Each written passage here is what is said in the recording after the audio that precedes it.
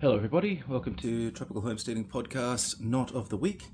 And this week we are doing the Bowline, one of my favorite knots for creating a loop around something, tying onto something where you want to keep things loose. In this case I've tied onto one of my anvils.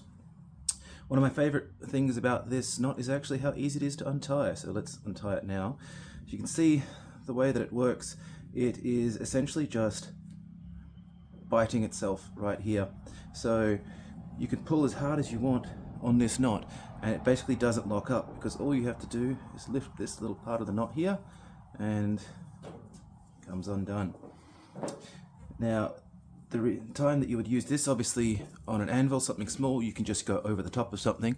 But if you had something like a tree that you can't get over the top of something and you need to go around it and tie while keeping the knot relatively loose so it can move and not be actually fixed to the tree like in tight, then that's the way to go. So first thing you want to do is take your rope, go around your object. We have our thing over here. So determine the size that you want the loop to be. I want it to be about that big, and the first thing you want to do is create a loop. You go from right to left and you cross over like that. You go from your right to left, that's going to be the factor here. Now the old sort of mnemonic, I suppose, that used to be the case for the bowline was the rabbit comes out of its hole around its tree and back down its hole.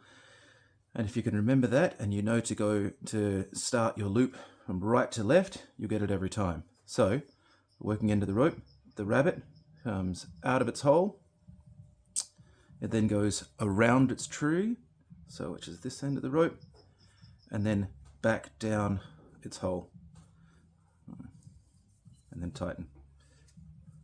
So as you can see, we've got a bowline here, and it works via the constriction.